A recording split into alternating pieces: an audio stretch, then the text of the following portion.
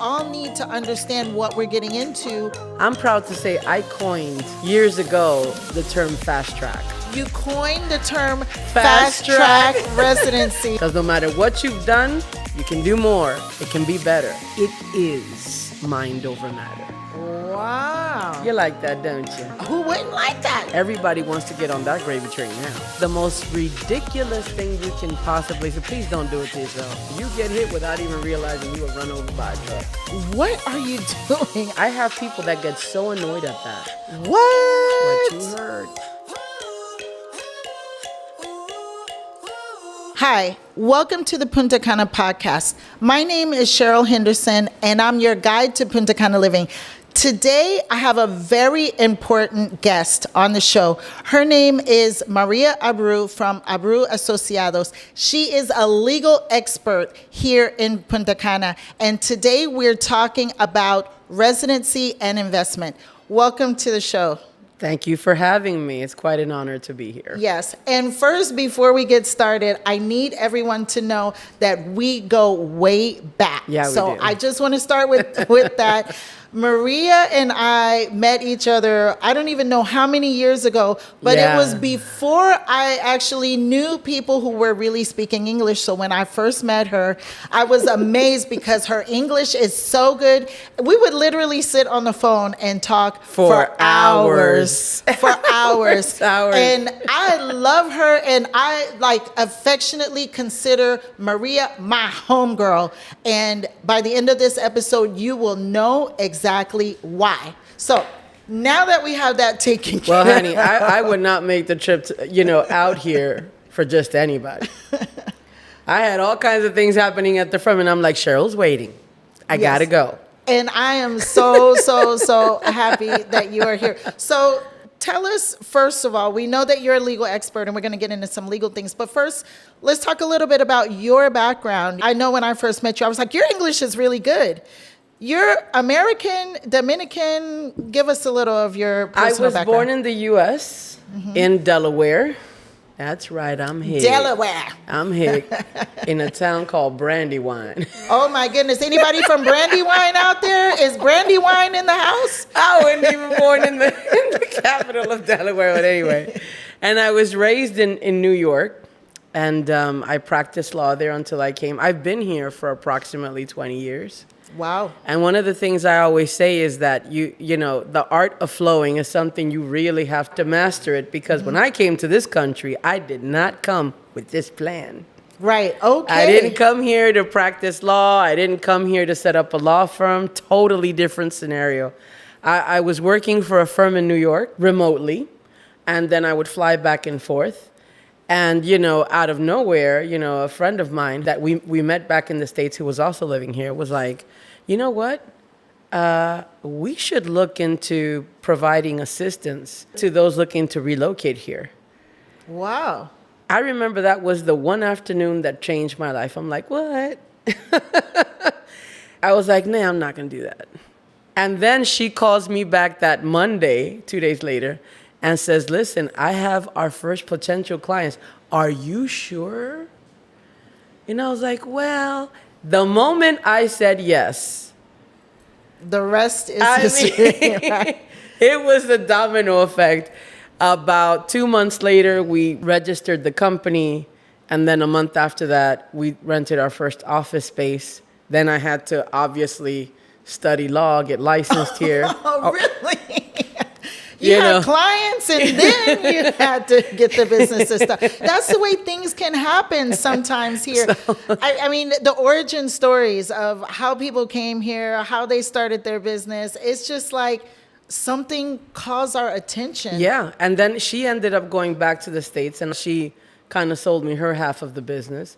And then about 2 years after that, our focus was investment residency, which here again was not planned. I want to say I'm that smooth, Wow. That I planned all this out.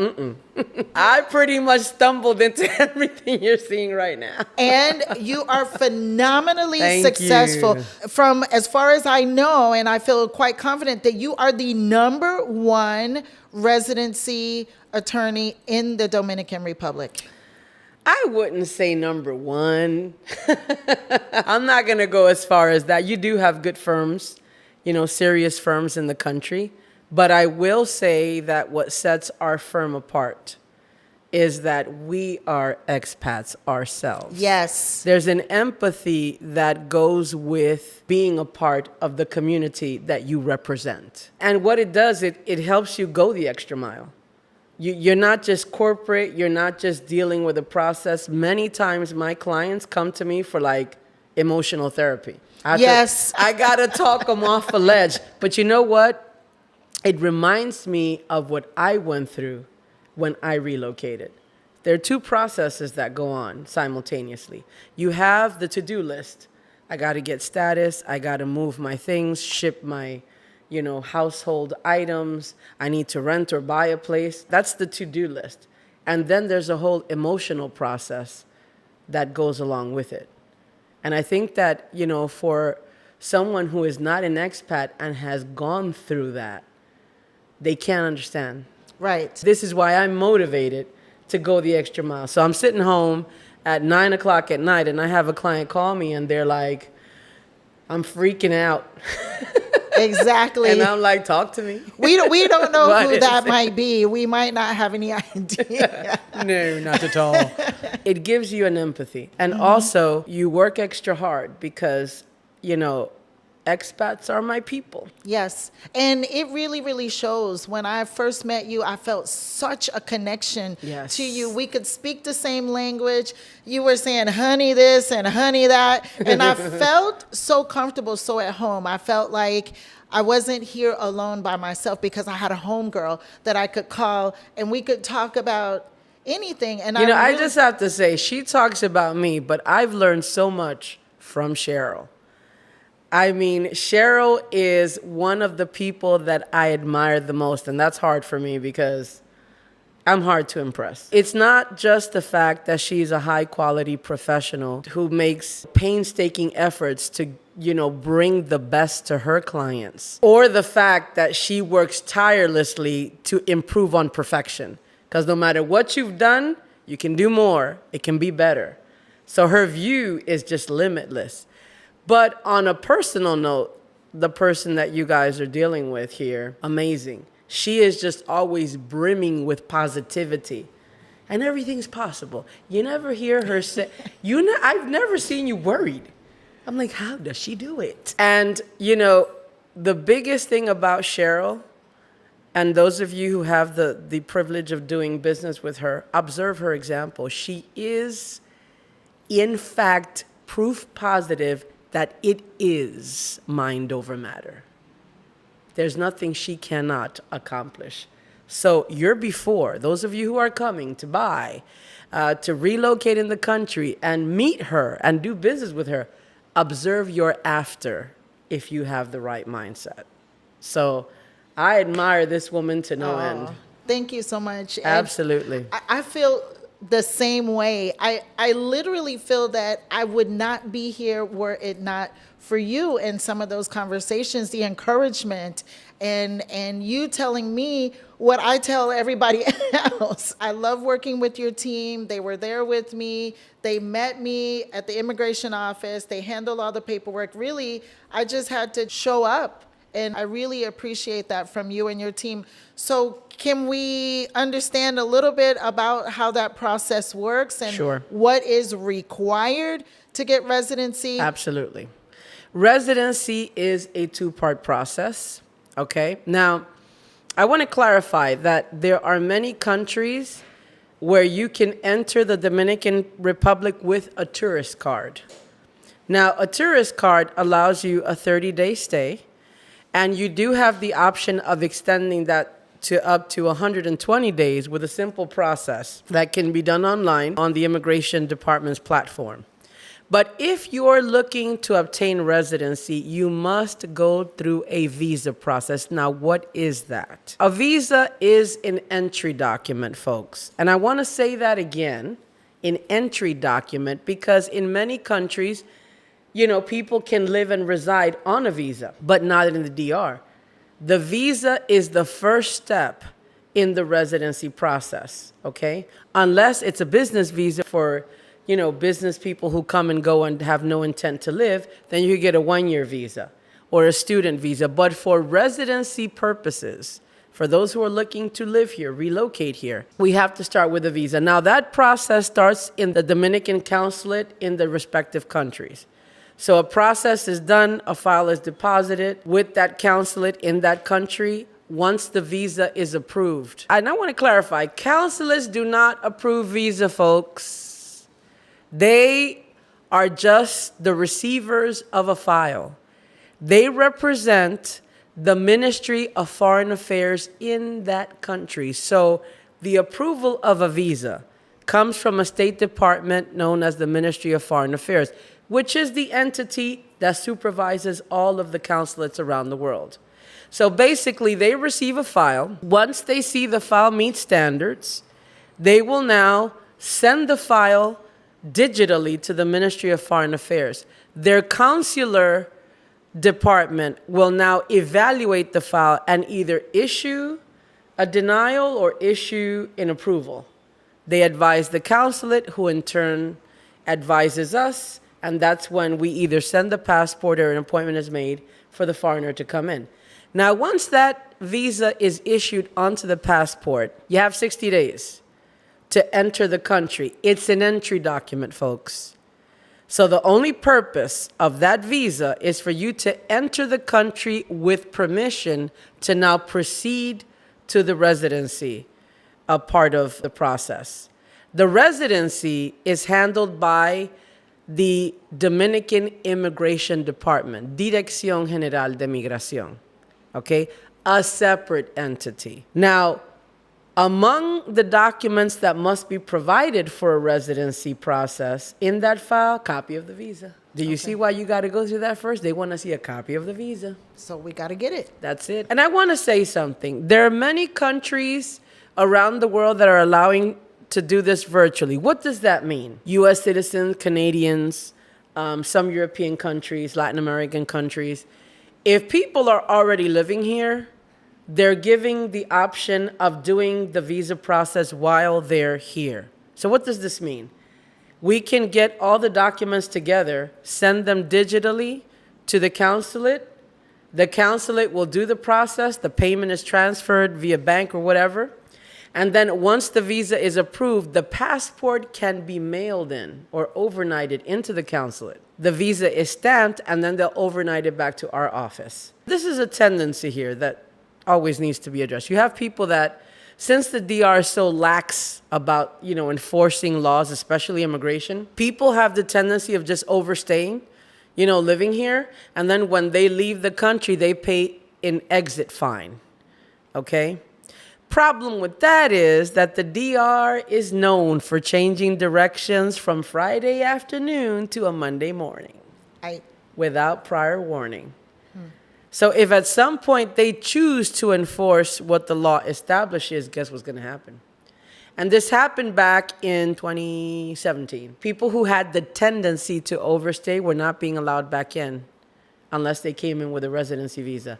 Now, it caused such an upheaval that they briefly went back. But here again, folks, everyone, and I've said this before, every director comes, with their own vision. When I became a resident, we didn't need a visa. You just came in and you got a file together and you deposited immigration and you got your residency. Now, as of 2013, a director came in and says, no. The law talks about a visa. We're doing it. So that part of the law was brought into effect 2013. Before that, you could just come into the country with a tourist card and apply for residency. And then I see these expat communities. Is this true? Is this happening? Did it happen to anyone? Let me give you a piece of advice coming from an attorney, okay?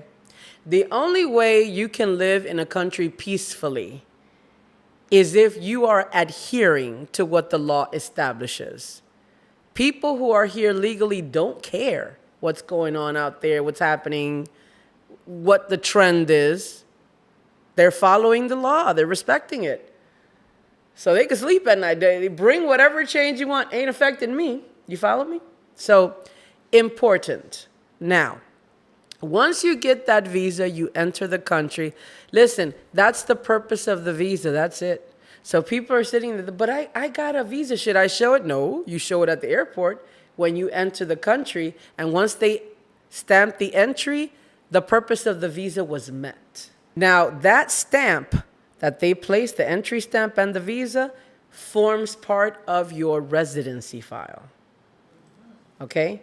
Now, when they come to apply for residency, most of the documents are similar, the basis, like your income, your birth certificate, whatever, the police clearance, but there are other documents that need to be added, right? Now, once I have a complete file, that is sent, uploaded to immigration's digital platform, and then they will evaluate. If everything is okay, then they will authorize for you to have a medical appointment. Why a medical appointment? I have people that get so annoyed at that. Listen, first of all, that medical appointment is not to address medical issues, high blood pressure, hypertension, diabetes, none of that. The purpose of that medical exam is to screen. What are they screening for? Well, they want to check for communicable diseases, HIV, hepatitis, tuberculosis, things that are transmittable. They're also screening for traces of illicit drug use. Folks, let me just tell you something right now. This is a small country. If it were not for that screening process, these diseases, which are treatable and seem like nothing, could reach pandemic proportions in no time at all and become a real problem. Now, what is this medical appointment comprised of? Well, you're going to get a blood test, you're going to get a urine test, a chest x-ray, and obviously they do, a medical history and a physical examination. So if you're on any medication, important to mention to the doctor that you take meds. Why is this important? Pain medications are based on opiates. That's right. So I've had people with chronic arthritis, they recently had surgery, and they have a prescription for strong meds. Problem is that when the pain gets bad, they get a little bit pill happy. What happens to the level of opiates in the bloodstream? It goes up. And the test goes ding, ding, ding. That is correct. And then I get a notice saying, hey. Ding, ding, ding. And I'm like, what? So we got to get a pop urine test. We got to do that. So now once that medical is done, immigration is going to do an internal process.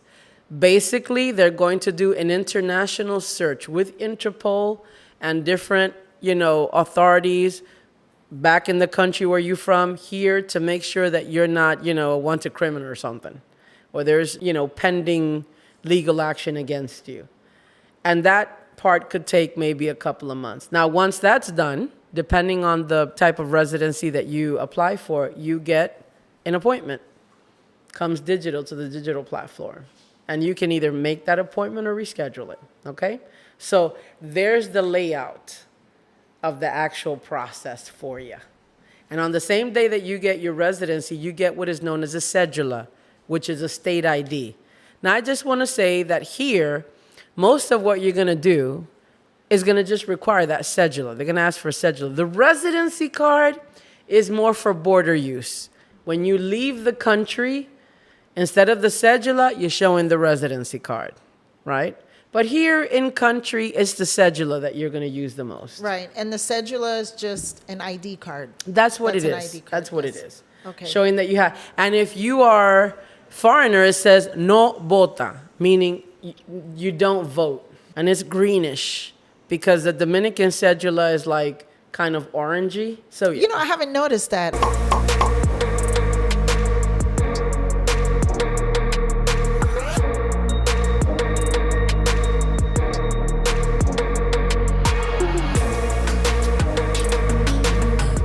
If you want to get rich in real estate, download my PDF.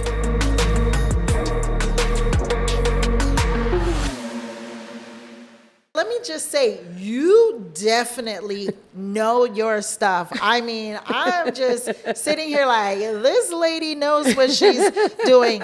And you talked about the process. Yes. So touch on the requirements. So Okay. we talk about the visa, but do they have to earn a certain amount of money or have a certain status? Talk a little bit about who they need to be and maybe the requirements to even have the opportunity to achieve residency. There are different categories of residency that a foreigner can apply for. You have family reunification, which is when they're married to a Dominican citizen, and that yields temporary residency, not permanent, temporary.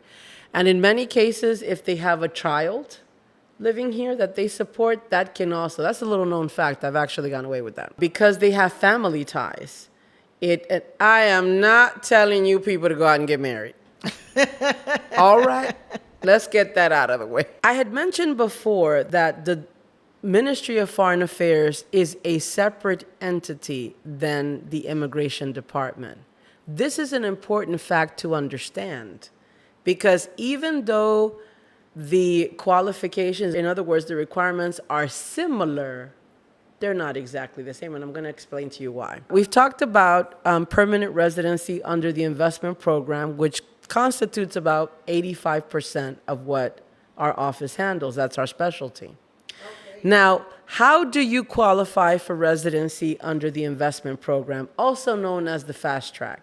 I'm proud to say I coined years ago the term fast track. I know you are elite. She's modest, but let me tell you something.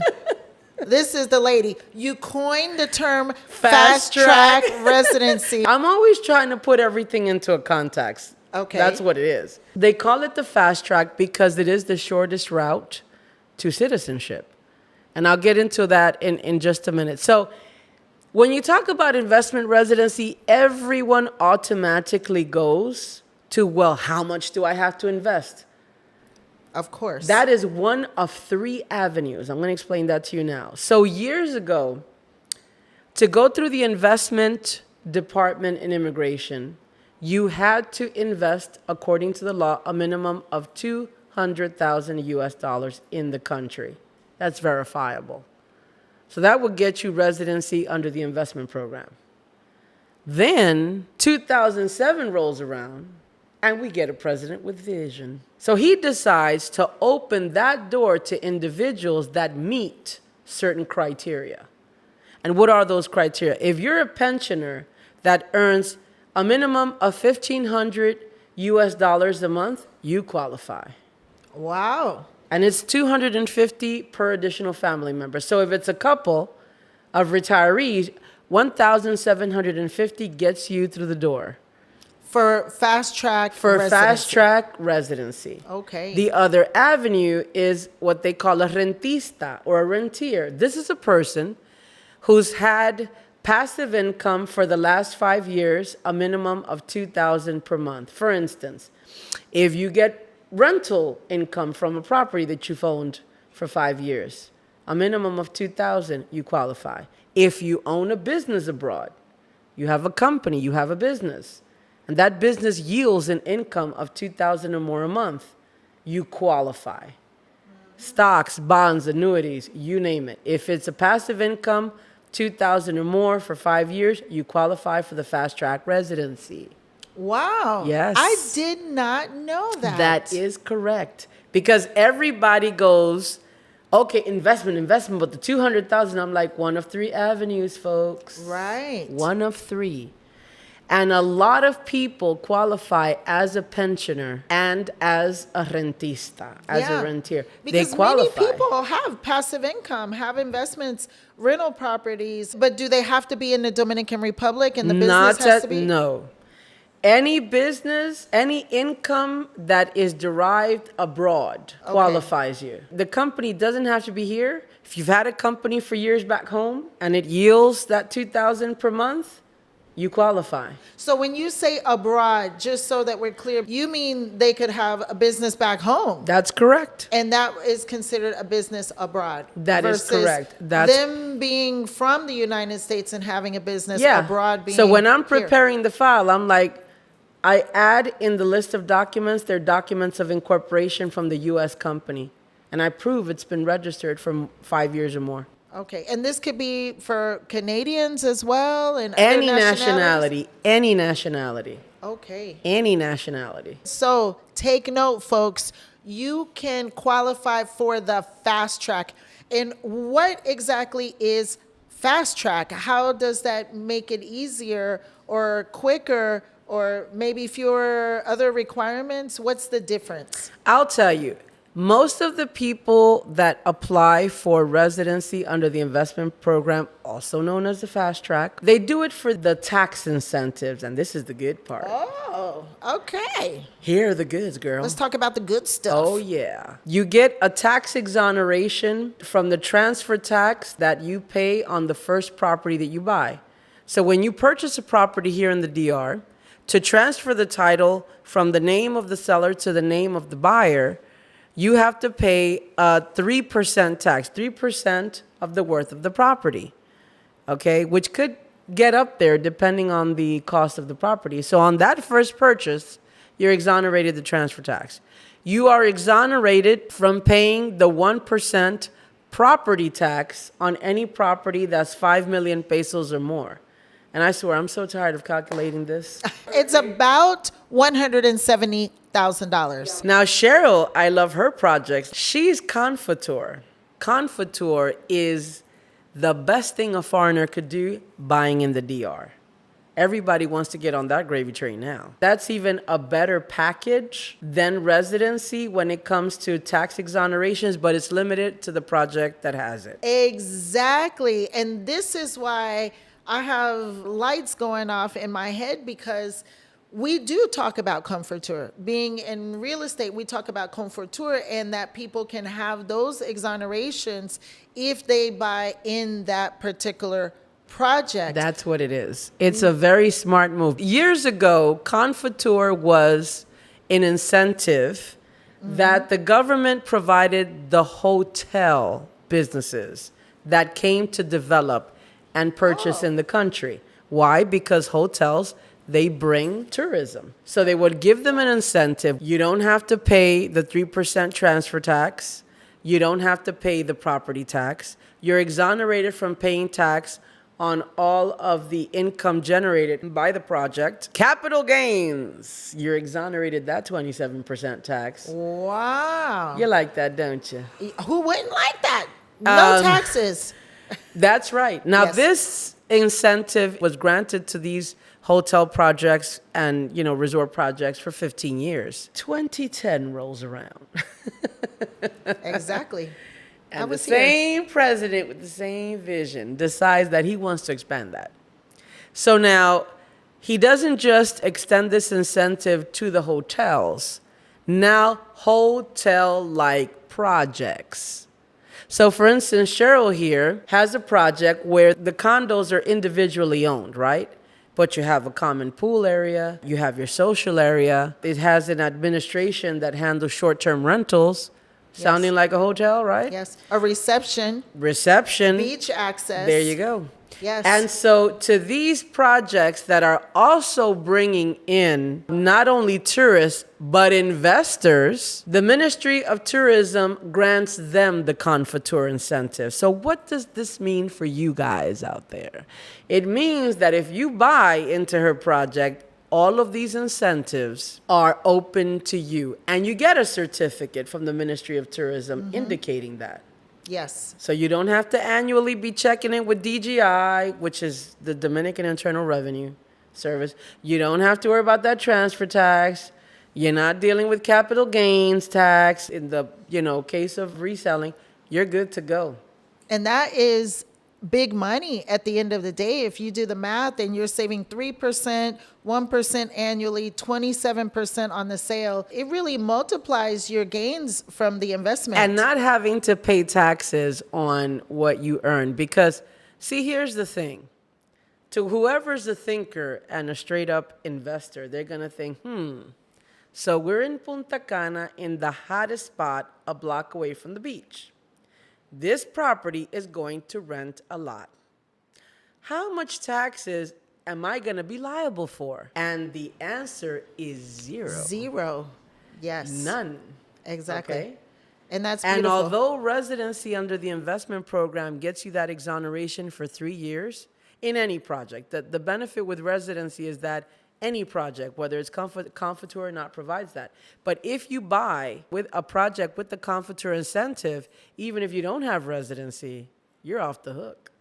So this is so interesting to me because I actually didn't know that part. So residency as an investor or the fast track residency, if people qualify for that category of residency, they get those tax benefits for any project. Yes, But I just heard you say 3 years. 3 years, So after 3 years, they have to start paying the 1%. pretty much. Okay. And that's where buying in a project like this helps out. Exactly. You know why?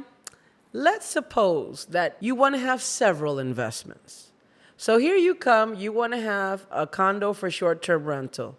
But rumor control had it, and I happen to confirm it, that the new interest rate on government bonds is 7% on your national currency.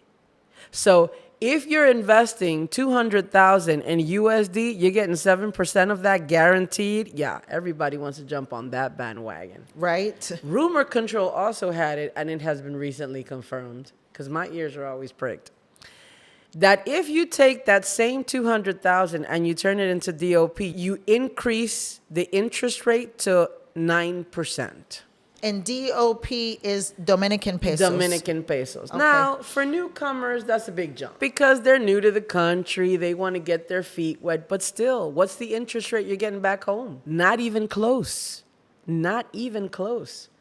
So coming here and investing in your national currency and getting 7% can't go wrong. But if you don't have residency, when the bond matures and it's time to pay you out, guess who's keeping 10% of your money?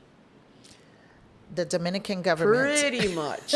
And I got to say, these guys are slick because it's not that you have to report it and pay it.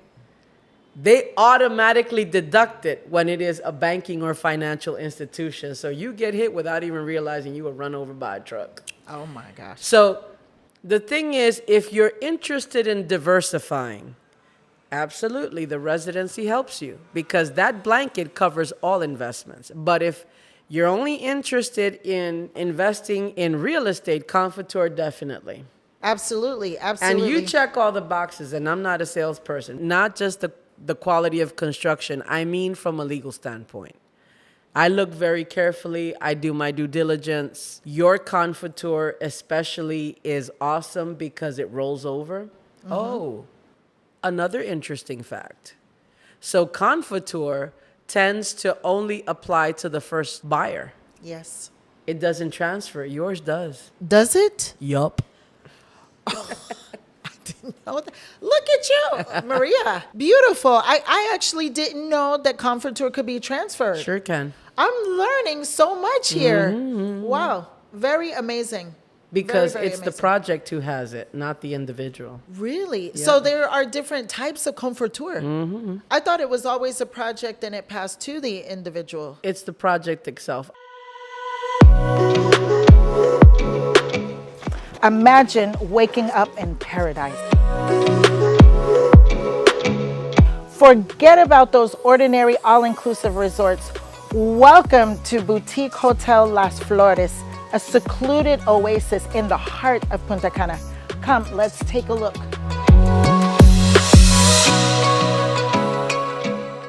So what would you say to someone who is contemplating a move or getting residency? Any watch outs, anything that they should prepare, anything that they should keep in mind or consider just in preparation for this process? I think that one of the biggest issues that foreigners have when they do any Dominican process, not just residency, is the fact that you have to acclimate.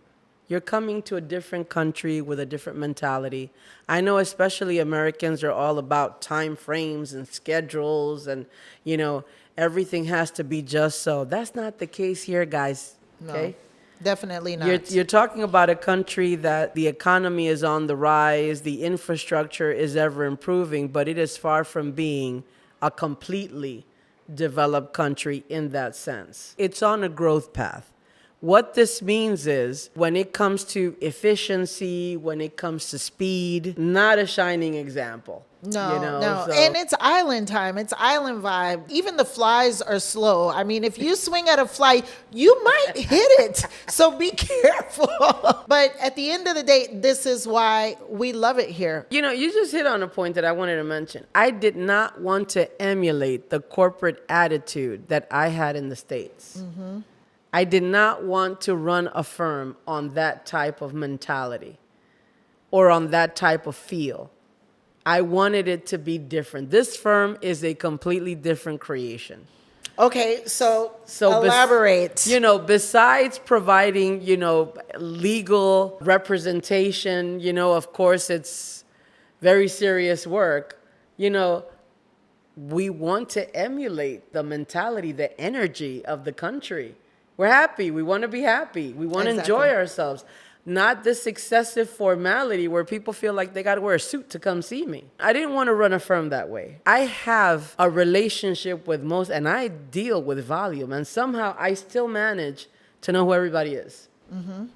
Everybody. But when you come to do a process here, clothe yourselves with patience. That is a tip. That is you must. A tip from a pro. And that is something really important for people to know because it can be like that and things can be different from what people have in mind. The other thing is the most ridiculous thing you can possibly say, please don't do it to yourself, that they'll come back out and say, well, in the US or in Canada, I'm like, oh, I'm sorry. Did you not realize you crossed the pond, sweetie?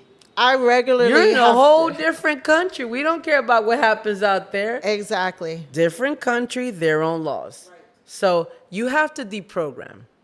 Okay? Now, this doesn't mean that to be in the DR, you have to alienate yourself from your culture. Okay? Because I listen to my R&B all the time. Yes. I mean, we are still who we are. I do not do wicker furniture at all. I remember. Do you hear me? And I'll deny this if anybody ever asks. But I listened to the Bee Gees. There, I said it. What? Oh my goodness. We're going to have to get a play. You guys make some recommendations. I've been shamed. I'm outed. We're going to get a playlist for Maria. I have some of the favorites. In the closet Bee Gees fan for a long time. And the Doobie Brothers. Oh my favorite goodness. song from the Doobie Brothers is What a Fool Believes. So yeah. I'm going to get into some more of the Bee Gees. I know some of their songs, but not Jeffrey Osborne. Oh my goodness, yes. The Woo Woo song. You know about the Woo Woo song, don't you? I do. James Ingram. I love James. I was supposed to marry that man. Really? Yeah.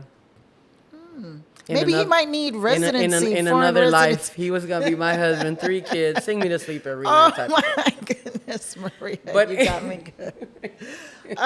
I love this, and I really have enjoyed this time with you. You are really one of my favorite people, and I just can't speak enough to how much you mean to me. And I really wanted to offer to any of our podcast viewers to also know someone here who can help navigate anything legal. Today, we just wanted to focus on residency, but this is my homegirl, the legal expert here in Punta Cana and all of the Dominican Republic for any and everything you need, because we sell real estate and people come to me and say, they told me you don't need a lawyer to buy a property, or I have a cousin or a friend who bought in this town or that town and they did it without a lawyer. And I'm thinking to myself, what are you doing? I don't do anything without getting a legal consultation, because residency process, buying properties, and those types of things, it is good to have a professional who really knows what they're doing. who would want to navigate the residency process and all of that alone? When you have somebody like Maria or anybody from her team, I tell you how my process was. Show up and sign, really, at the end of the day, because they had everything organized, everything laid out. They were very, very clear about everything and the knowledge. So I just wanted to say that. You're very sweet to say that, but I'm so proud of having you be one of the leaders of the expat communities that are Thank in you the so country. much. You are amazing. When we met, she said it. She said, I'm going to develop here. You Yeah. watch. And I hadn't at And the she time. did it. Well, we're here. Listen, I'm so proud of you. Thank you. You have thank you. become Punta Cana's, not Punta Cana. You're Punta Cana star, but internationally with the expat community, you're a beacon. Oh my gosh. And I'm so proud of you, really. What you've done here. Thank you. You have dreamed of the perfect Caribbean beach lifestyle. With Boardwalk Developments, we have the blueprint for you in this tropical paradise.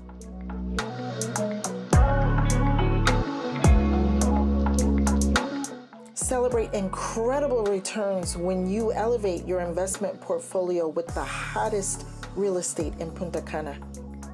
Invest wisely, live lavishly. We'll show you how. Contact Boardwalk Developments, Punta Cana. So on the podcast, we have a tradition where we pick a question out of the box from one of our followers. So go ahead and choose a question and then I'll ask. Okie dokie. So here's the question. Does residency enable me to ship my belongings here without customs fees? Depends on the category of residency. One of the benefits to residency under the investment program, also known as the fast track, is that you get to ship your household effects duty free. Okay? Yeah, because duty is what? It can be like up to 34%. Well, let me put an example. I had a client that wanted to bring a 40-foot container. The taxes that, they were going to have to pay was about $2,500, and they ended up paying $150.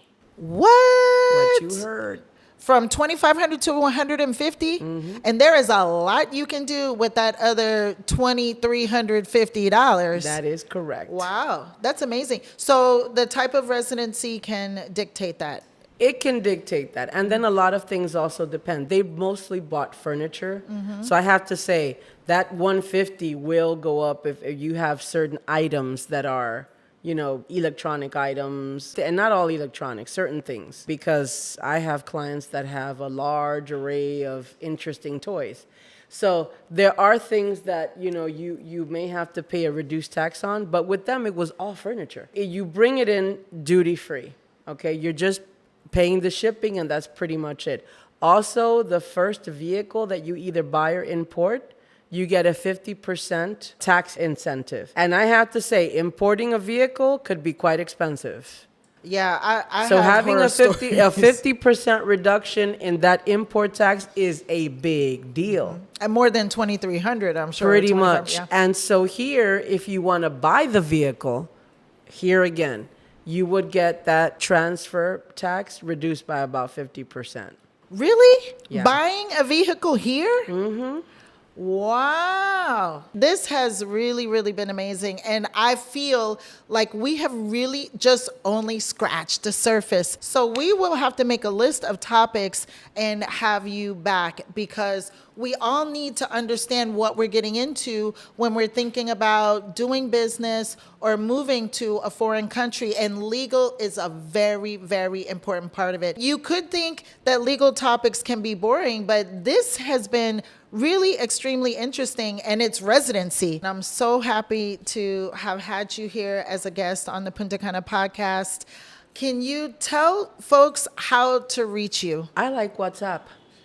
Oh, Or Telegram or Signal, but WhatsApp is good. Of course, there's my email, abreu@abreuimmigration.com or abreuimmigration@gmail.com. I want to keep that personal contact with everyone. And the reason that's important is because that's my chance to get to know people. Because once they become clients, I have different departments headed up by different attorneys, but I know who you are. So the initial contact must be with me. And Okay. of course, through WhatsApp, I have about 1.5 million open conversations with all of my clients. So I Okay. know that lawyers are sometimes shy of that. They're like, no, that's my personal use. Not at all. I have a business WhatsApp open to anybody who wants to talk to me. So you know where to find Maria. If you need anything or have any questions, and of course, we'll be following up with more information as well.